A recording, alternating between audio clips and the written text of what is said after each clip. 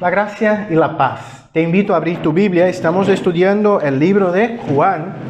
Estamos en una serie llamada Oír para creer, creer para vivir. Oír para creer, creer para vivir.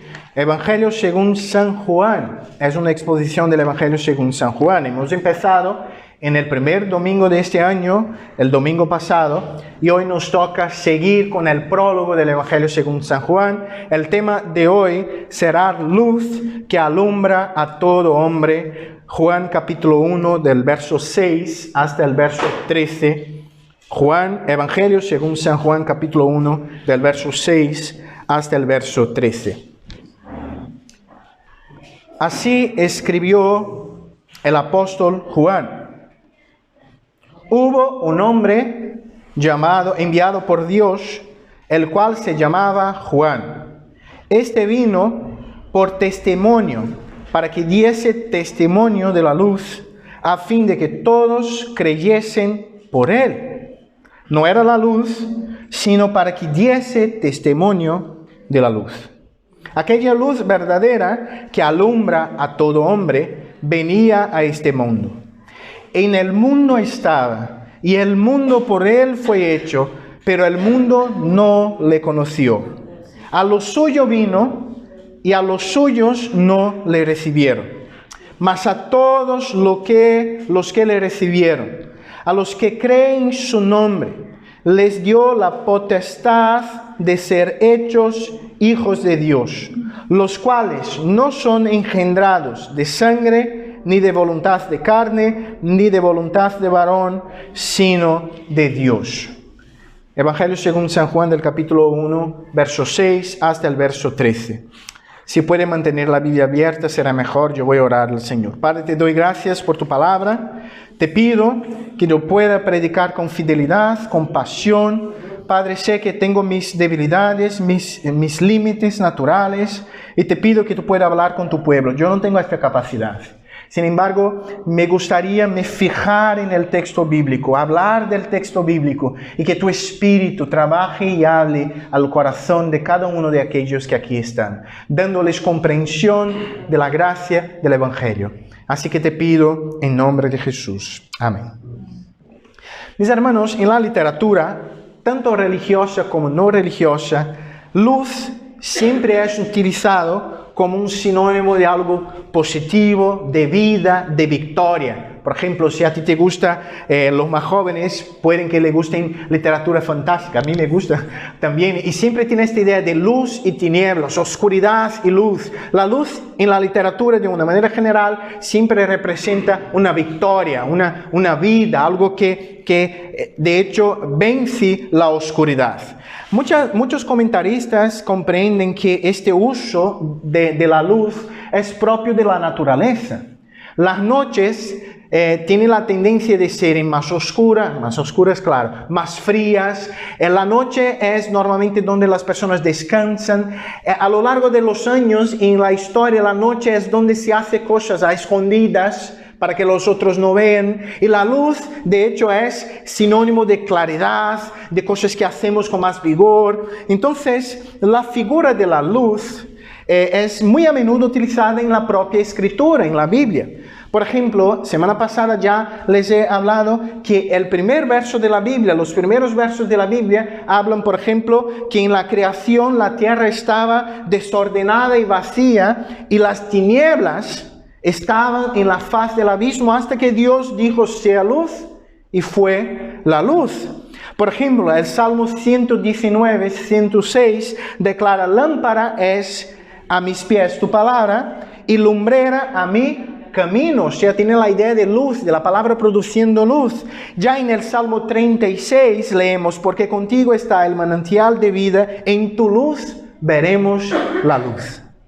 O sea, la figura de la luz es muy común en las Escrituras. Y todo este lenguaje bíblico encontramos aquí en el libro y en este momento del libro de Juan. Hasta el propio Juan ya había dicho en la predicación pasada, en los versos anteriores, algo sobre la luz. Si tú puedes mirar el verso 4 y 5, Juan ya había enseñado así: en él estaba la vida y la vida era la luz de los hombres. La luz en las tinieblas resplandece y las tinieblas no prevalecieron contra ella. De los versos 6 a 13, la luz continuará siendo el trasfondo, vamos a decir así, de la enseñanza del apóstol Juan. Dividiremos el texto de hoy en 3 momentos. El primero será reflejando la luz, donde veremos el propio Juan Bautista siendo un ejemplo de que refleja la luz. Después veremos el rechazo de la luz y después veremos el reconocimiento o el recibimiento de la luz verdadera. Pero para esto es necesario comprender el contexto que fue la predicación pasada. Entonces, lo que estamos estudiando es el prólogo del Evangelio según San Juan, o sea, los versos iniciales donde Juan hace un resumen de todo lo que será trabajado en su libro. En este prólogo, Juan se utiliza de una palabra griega llamada logos, que es traducida como verbo en la Reina Valera, o palabra, como un sinónimo de Cristo, o sea, la palabra, el verbo es Cristo. Y semana pasada hemos aprendido 3 cosas sobre la palabra, sobre el verbo que es Cristo. Hemos aprendido primeramente que Jesús es Dios, porque en el verso 1 declara, y el verbo era Dios. Hemos aprendido que Jesús es creador, porque en el verso 3 está escrito, todas las cosas fueron hechas por Él, y sin Él nada de lo que ha sido hecho fue hecho. Y hemos visto en la semana pasada que Jesús, que es Dios y Creador, es también Salvador, basado en la idea de la luz que resplandece en las tinieblas. Entonces hoy Juan continúa hablando, sin embargo, ¿cómo Él empezará a hablar del verbo encarnado, o sea, del ministerio de Cristo? Juan sigue el orden natural de todos los evangelios. O sea, él empieza hablando de Juan el Bautista, que fue el último de los profetas de la antigua orden, vamos a decir así, y es el precursor de Cristo, era su primo, como sabemos a lo largo de las Escrituras. Entonces, el primer punto que vamos a ver hoy es reflejando la luz, y esto empieza en el verso 6. Hubo un hombre enviado de Dios, el cual se llamaba Juan. Tiene una nota interesante aquí. Todos los evangelios, al hablar de Juan, vienen con la explicación Juan el Bautista. Aquí no. ¿Por qué? Porque este es el único evangelio donde el autor es el apóstol Juan, que era el otro Juan que es citado en los evangelios. Y Juan es tan humilde que Juan nunca cita su propio nombre en el Evangelio. Juan siempre cita el discípulo que es amado por el Señor, siempre cita algunas cosas, pero nunca su nombre. Entonces, como es Juan que está escribiendo y habla, Juan claramente no era él mismo, sino el otro que se quedó conocido como Juan el Bautista. Entonces, aquí tenemos algunas cosas. Primera cosa, Dios envía no solo a Cristo, sino que Dios envía un hombre llamado Juan como precursor, como antecesor de Cristo para prepararle el camino.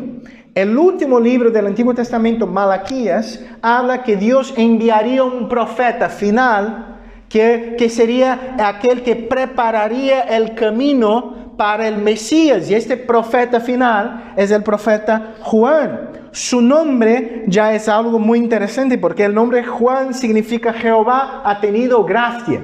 Entonces su propio nombre ya identifica su ministerio. Él fue enviado por Dios para demostrar la gracia del Señor al pueblo.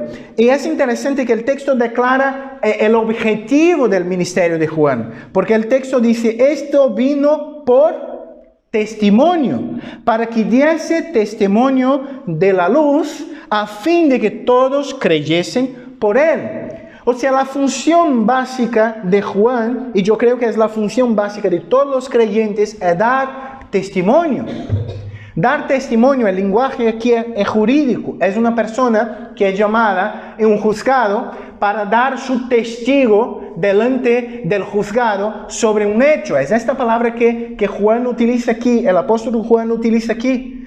Él es llamado para dar testigo, para declarar un hecho delante de otras personas, para que diese testimonio de la luz que claramente a lo largo del prólogo es el propio Cristo, a fin de que, o sea, esta expresión declara el objetivo, a fin de que todos creyesen por Él. Es muy interesante.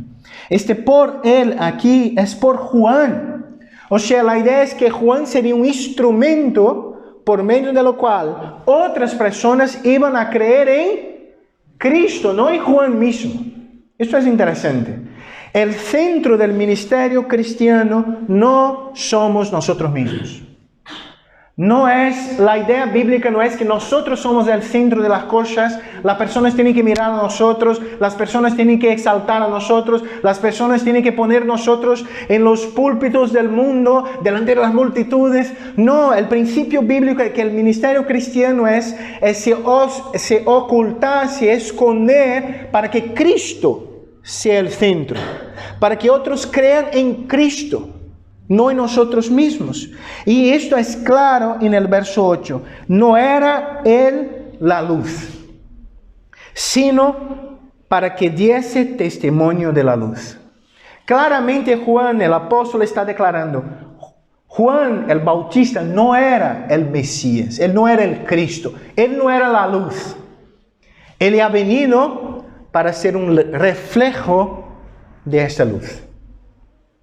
Él ha venido a dar testimonio, a ser un testigo de la luz verdadera que alumbra a todos los hombres. Él no era la luz, Él no era aquella luz verdadera, plena, real, inextinguible, sino que Él ha venido para reflejar esa gran luz, para dar testimonio de ella. Algunas implicaciones de este primer punto. La primera cosa es que la vida y el ministerio de Juan el Bautista tienen mucho a enseñarnos como cristianos hoy, porque al contrario de lo que he propuesto hoy en día, Juan sabía que él nunca sería el centro de las atenciones. Nunca hemos vivido tanto una generación donde las personas quieren ser el centro de la atención de todo y de todos. Y esto es enseñado hasta a los niños en el cole. Tú tienes que ser el mejor, tú vas a ser el mejor, y puede pasar por encima de todo el mundo, pero tú vas a ser mejor, la mejor. O sea, nos has enseñado que tenemos que estar en el centro de las luces de la vida. Pero la enseñanza cristiana es que nosotros tenemos que menguar, como dijo el propio Juan en otro pasaje, para que Dios pueda crecer en nosotros. Nosotros como cristianos no vivimos en la idea del mundo de que nosotros somos el centro de las cosas. Nosotros, al revés, decimos que estamos siempre en los bastidores de la vida. Todo cristiano precisa comprender que no es el número uno, que no es el centro de las atenciones, que todo lo que hacemos de bueno es fruto de la gracia del Señor. Cristo es el primero, el bueno, el justo, el número uno, no somos nosotros. Y muchas veces se predica una predicación egocéntrica donde pone nosotros en el medio, en el centro de las cosas, y nos quedamos muy felices porque es bueno oír que tú eres el centro del mundo, de las cosas, de los halagos. Pero esta predicación no es bíblica, esto no es el Evangelio. El Evangelio es exactamente te sacar del trono de tu vida y poner Cristo allí y dejar que Cristo conduzca nuestras vidas. Eso es el Evangelio. Otra implicación, la función básica de Juan era dar testimonio de Cristo. Y esta debe ser la función básica de cada uno de nosotros, anunciar a Cristo por medio de palabras y acciones para que otros puedan creer en Él, no en nosotros. Entonces la pregunta que me queda de nuestras vidas, palabras, acciones, ¿están alejando o acercando personas de Cristo? Porque una de las dos cosas hacemos. No existe medio término aquí. O acercamos o alejamos. Nuestras palabras, acciones están alejando o acercando personas de Cristo. Un gran teólogo de la Reforma, Juan Calvino, habló así: nada podría ser más inconsciente respecto a la naturaleza de la fe que la pasividad que lleva a un hombre a despreocuparse de sus hermanos y guardar la luz del conocimiento en su propio seno. Si Dios nos ha dado luz para comprender, es para que hablemos a otros. No es para que seamos vamos a decir así, el acumulador de todos conocimientos y de toda sana doctrina para quedarme para mí mismo. No. El objetivo es para que otros queréis. El objetivo de Juan es el nuestro, a fin de que todos creyesen por él. Sin embargo, Juan no era la luz. Y yo te digo una cosa, nosotros no somos la luz. Y yo voy a sacar un ejemplo de la naturaleza que puede ayudarnos bastante. Todos los que pasaron aquí por instituto y cole hace un poquito menos de tiempo que los demás, han aprendido, cuando han estudiado los planetas, estas cosas, que existen fuentes primarias y secundarias de luz.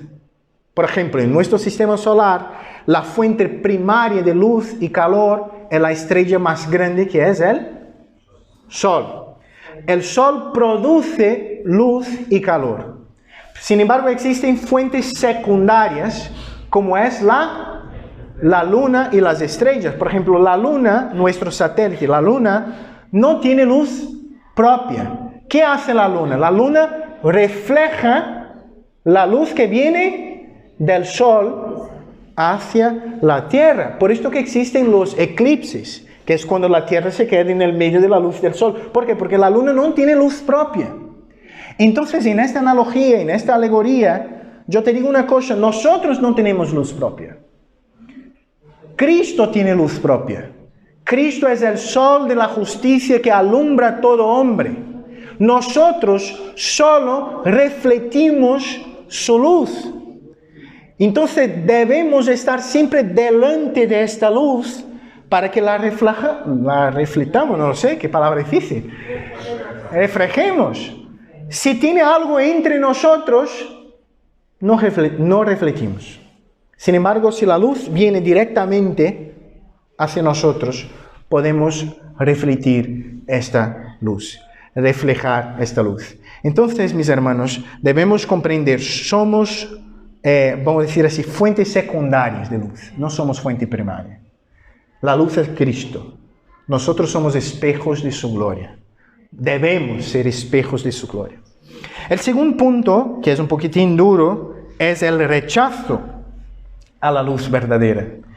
El verso 9 declara: aquella luz verdadera que alumbra a todo hombre venía a este mundo. El verso 8 ha declarado: Juan no es la luz. El verso 9 declara: existe una luz verdadera. Existe una luz verdadera que alumbra a todo hombre, y esta luz venía a este mundo. Claramente está hablando de Cristo, que esta luz que venía a este mundo. Pero la frase que alumbra a todo hombre, que es el título de este mensaje de hoy, es una frase difícil de comprender, porque ¿en qué sentido la luz de Cristo alumbra a todo hombre? Claramente no en el sentido de salvación, porque bíblicamente no son todos los individuos que encuentran salvación en Cristo. Claramente en la Biblia, como vamos a leer en el propio verso siguiente, algunos rechazan la luz. Entonces, ¿en qué sentido esta luz alumbra a todo hombre? Algunas propuestas son hechas. Algunos dicen, por ejemplo, que esa luz alumbra a todo hombre en el sentido que todo es de la totalidad de un grupo, o sea, de aquellos que habrían de creer en Cristo, lo que es un hecho. Sin embargo, yo creo que no es lo que Juan está enseñando aquí. Yo creo que existe una explicación más clara de en qué sentido Cristo alumbra a todo hombre. Y yo saco esta idea de un teólogo que aún sigue vivo, llamado Carson, y él defiende una idea así. Pense en una habitación oscura, completamente oscura. Tú no sabes, no es tu casa, ¿vale? Tú entras de ojos cerrados en una habitación completamente oscura y no tiene ningún punto de luz.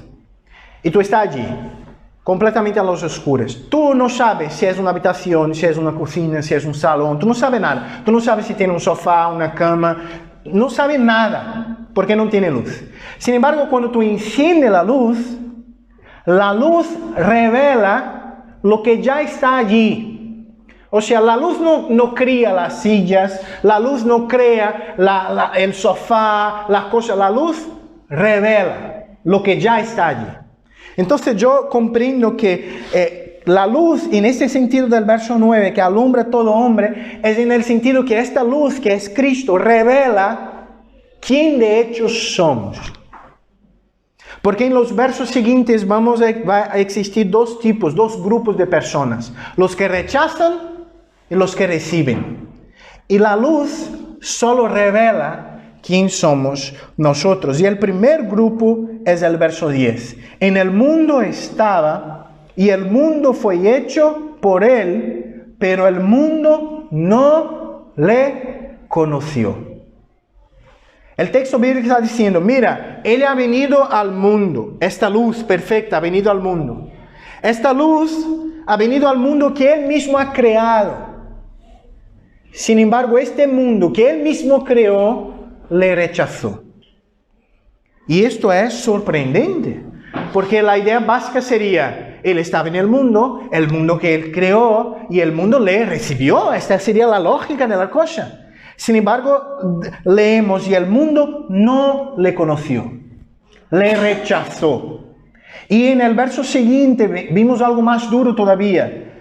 A los suyos vino y a los suyos no le recibieron. ¿Quién son los suyos aquí? En el contexto del prólogo, los suyos claramente es su propio pueblo, los judíos. La gran mayoría de su propio pueblo le rechazó. Aquellos que deberían y tenían la ley, los profetas, la enseñanza del Mesías que vendría, deberían ser los primeros a recibir de brazos abiertos el Mesías y el Redentor. Sin embargo, ellos no le recibieron, no le conocen. Y esto es algo muy duro, porque existe un rechazo claro a la luz de Cristo. De los griegos, de los romanos podríamos comprender, sino que de los judíos es muy duro. Y yo estoy de acuerdo que creo que esta fue una de las cosas más duras que Cristo ha pasado, el rechazo de su propio pueblo. El rechazo de la luz es una realidad. Entonces, ¿de qué podemos aprender de implicaciones de este segundo punto, de esta segunda parte? Primero, Cristo es la luz verdadera. Solo seremos luceros en este mundo si estuviéramos cerca de Cristo. Cristo es la luz. Nosotros somos espejos. Si yo no me quedo cerca de Cristo, yo no reflejo su luz, su gloria, su gracia. Entonces, Cristo es la luz. Nosotros somos espejos, tenemos que estar cerca. Si no estamos cerca de Cristo, no reflejamos su luz. Otra cosa, el Evangelio, al testificar de Cristo, la única luz verdadera, revela el profundo del corazón del hombre. Muchos de los judíos que rechazaron a Cristo, como veremos en la continuación del Evangelio, eran excelentes religiosos, por ejemplo. Yo creo que la luz que alumbra a todo hombre, alumbra en el sentido que revela el profundo del corazón, y puede que tú tengas una tapa muy hermosa de religiosidad, sin embargo tus páginas estén llenas de cosas no verdaderas, bíblicas y buenas. Y puede que en la biblioteca de la vida todos deseen tener este libro tuyo, porque es muy hermoso. Sin embargo, Dios conoce el contenido. Entonces, una cosa que aprendemos aquí es que debemos comprender que Dios conoce nuestro corazón. Dios conoce lo que nuestro cónyuge, que es la persona más cercana que tenemos, no conoce. Dios conoce el profundo de nuestro ser. Esta luz que alumbra todo hombre. Pero otra cosa que tenemos aquí es que muchos continúan hoy a rechazar a Cristo. Y le rechazan de dos maneras, por lo menos. Primera, claramente, haciéndole bromas, diciendo que quien quiere de esta manera es débil, de que esta es cosa de niño, esta es cosa de antiguos, esta es cosa de... No, rechazan claramente. Y tal vez estos sean los más duros, porque es duro oír este tipo de cosas de alguien a quien nosotros queremos y amamos. Sin embargo, existe un otro tipo de rechazo, que es el rechazo de aquellos que, aunque creen con la boca, le rechazan con la vida. Yo digo que le amo, pero yo soy a lo largo de la semana el peor empleado, el peor marido, la peor esposa, el peor hijo, el peor alumno del instituto. Yo soy el caos que ningún profesor quiere tener a mi lado. Pero yo declaro claramente en el domingo que Cristo es mi Salvador, solo en Jesús allí perdón, Él es mi luz y salvación. A lo largo de la semana yo soy el terror en casa, yo soy el peor empleado, yo soy aquel tipo de empleado que habla con el otro empleado que está llegando. Mira, vamos a trabajar un poquito menos nosotros dos, porque ahí el jefe no va a poder decir, mira, este trabaja más que tú, entonces tú tienes que trabajar más. No, trabajamos los dos así, debilito, flojito, y ya está, las cosas hacemos así, ganamos lo mismo, todo, corrupción, yo no pago esto, yo no pago esto. No es correcto este tipo de cosas. Y este es un rechazo a Cristo. Y tal vez este sea nuestro rechazo como pueblo de Dios a Cristo. Le declaramos Salvador, pero le rechazamos como Señor. Él me salva, pero Él no tiene dominio sobre mi vida. Y esto es rechazar a Cristo. Es decir, Cristo solo es dueño de una habitación, no de la casa entera. Y la habitación que Cristo es dueño suele ser la más pequeña, que es la habitación de la religiosidad. Allí, ¿sí? Y que suelo ir allí puede que una vez por semana, en los domingos, por la mañana. En toda la semana la habitacióncilla está cerradita allí y ya está. No podemos rechazar a Cristo, ni de hecho, vamos a decir así claramente, y ni con nuestra propia vida, aunque digamos que amámosle, sin embargo negámosle por medio de nuestra vida. Sin embargo, el texto cambia y gloria a Dios porque el texto cambia. Y la última parte del texto de hoy es el reconocimiento de la luz verdadera. A mí me encantan los pronombres, las palabras que hacen contraste, los más, los peros de la vida. Y el texto en el verso 12 declara, más a todos los que le recibieron, a los que creen en su nombre, les dio la potestad de ser hechos hijos de Dios. En la historia de cada uno de nosotros existe un más. Yo era así, más ocurrió alguna cosa. El texto hablaba de que el mundo no le conocía, el texto hablaba que los suyos no le habían recibido, pero ahora el texto habla más. Algunos recibieron. El texto declara más a todos los que le recibieron. O sea, tenemos aquí una buena noticia. No todos rechazan. Tenemos una buena noticia. No todos no le reciben. Algunos sí que le reciben. Y recibir a Cristo es un sinónimo, de acuerdo con este verso, con creer en su nombre. Mira, más a todos los que le recibieron, a los que creen en su nombre. Tengo que explicar una cosilla aquí.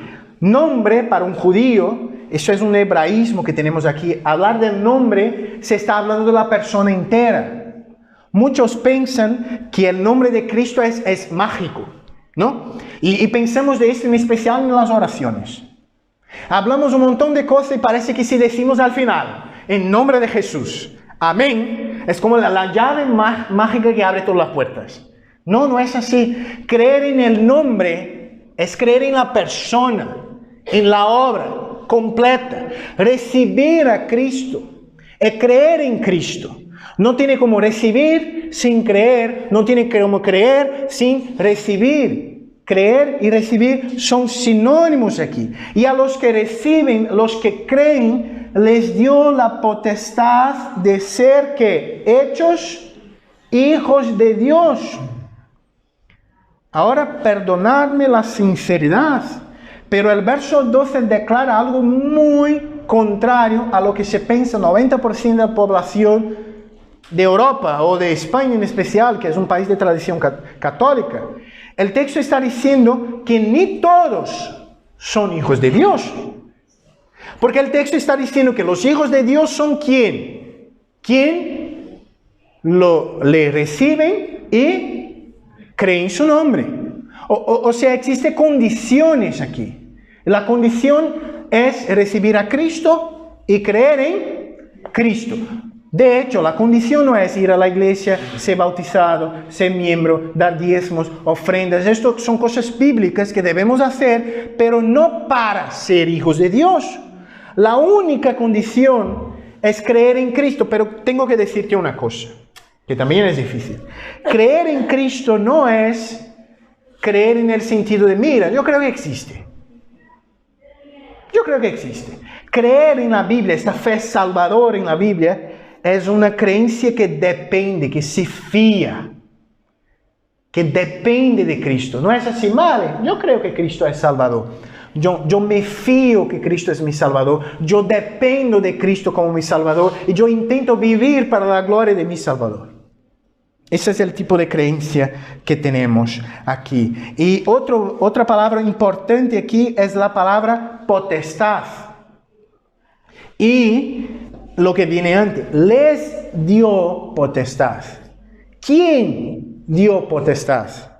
De acuerdo con el verso. El propio Dios. Es Dios quien da la potestad, la autoridad. La palabra griega aquí podría ser mejor traducido como el derecho.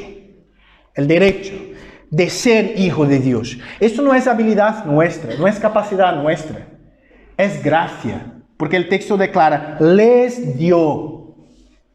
Dios ha dado por gracia. No hemos conquistado, no hemos ganado, hemos recibido por gracia la potestad de ser hechos hijos de Dios. Y para que esto se quede más claro, Juan declara en el último verso que vamos a estudiar hoy, los cuales no son engendrados de sangre, ni de voluntad de carne, ni de voluntad de varón, sino de Dios. Ninguna persona nace de nuevo por sus méritos, por su fuerza, por su capacidad, por ser buena gente, por tener sangre nueva, por ir a la iglesia, por ser hijos de creyente, por haber sido bautizado. No es por voluntad de la carne, no es por voluntad de varón, no es por sangre, es por la sangre del Cordero, es por la voluntad del Cordero, es por la fuerza del Cordero que uno es hecho hijo de Dios. No somos engendrados, o sea, no nacemos de nuevo, no somos regenerados por nuestra propia capacidad. Es gracia. Es Dios que hace las cosas. Y yo digo una cosa, esto es increíble. ¿Por qué? Porque esta es la buena noticia del Evangelio. Porque yo no podría ser salvo de otra manera. Por mi sangre, yo no sería salvo. Por mi propia voluntad, yo no sería salvo. Por la voluntad de otros, yo no sería salvo. Sino de Dios. Por la voluntad de Dios. Él me ha alcanzado con su gracia y me ha salvado. Las últimas implicaciones del verso de hoy. El verso 12 presenta-nos algunas condiciones para que uno sea hecho hijo de Dios. Creer en Cristo y recibir a Cristo por medio de la fe. No podemos hablar de filiación, o sea, de ser hijos de Dios por medio de la adopción concedida a nosotros sin hablarnos de Cristo. Cristo es el medio por lo cual uno es hecho hijo de Dios. No existe otra posibilidad, bíblicamente hablando. Otra cosa que es importante decir, creer en Cristo con el corazón es recibirle, y recibirle es creer en Cristo. No existe recibir a Cristo sin creer en Él, y no existe creer en Él sin recibirle. Eso es lo que tenemos aquí. Otra cosa, como ya os he explicado, la fe salvadora no es un mero reconocimiento de la existencia de Dios. Es se fiar, tener confianza, fe, dependencia de Cristo. Es este tipo de fe que salva. Es una fe que hace con que yo renuncie a mis méritos personales y me fíe de Cristo como Señor y Salvador de mi vida. Otra cosa que debemos comprender es que ser hijo de Dios no es un derecho concedido, es un derecho concedido y no un derecho conquistado. Esto es importante. La salvación es un derecho concedido, no un derecho conquistado. El texto bíblico declara, les dio la potestad de ser hechos hijos de Dios. Salvación es gracia, salvación es misericordia, salvación no es por obras, salvación no es mérito personal, salvación es Cristo en nosotros, a pesar de nosotros y no a causa de nosotros. Esto es el Evangelio, esto es lo que nos enseña su palabra. Otra cosa que debemos comprender aquí es una cosa muy importante. La obra de salvación es una obra exclusiva de Dios. Es Dios quien salva. Hemos cantado, solo Dios puede salvar. Eso es un hecho. Es gracia, es misericordia. Por esto que vivimos para su gloria, porque es asombroso. La gracia es asombrosa, que nos constrange a vivir para su gloria. Y eso es una verdad desde el Antiguo Testamento. El profeta Jonás, en el vientre del gran pez, declara, la salvación es de Jehová. Esta es la última frase de la oración de Jonás en el vientre del gran pez. De Jehová, la salvación es de Jehová. Otra implicación, y esta es importante, tenemos algunos aquí más jóvenes, tenemos algunos que son hijos de creyentes, y yo te digo una cosa, salvación no es heredada de nuestros padres. Salvación no es heredada de nuestros padres, ni tampoco es fruto de nuestra capacidad, es obra de Dios. Uno tiene que tener un encuentro personal con Cristo. Nosotros, como Iglesia Presbiteriana, de hecho, bautizamos nuestros niños no de la manera que los católicos bautizan. Nosotros no bautizamos para la salvación. Sin embargo, comprendemos que la señal del pacto puede ser aplicada a un niño en el sentido que él pertenece a la familia visible. Sin embargo, no declaramos que este niño es salvo, de ninguna manera.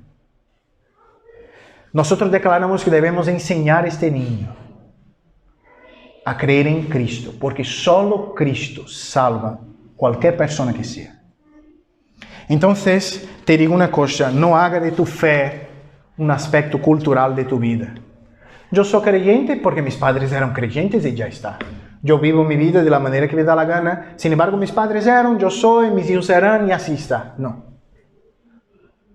Tenemos que tener una fe personal con Cristo. Para concluir nuestra predicación de hoy, hago un pequeño resumen. Hemos estudiado la segunda parte del prólogo del Evangelio según San Juan. Fuimos presentados primeramente a Juan el Bautista y motivados a ser reflejos de la luz verdadera que es Cristo, nos esforzando al máximo para que otros puedan creer.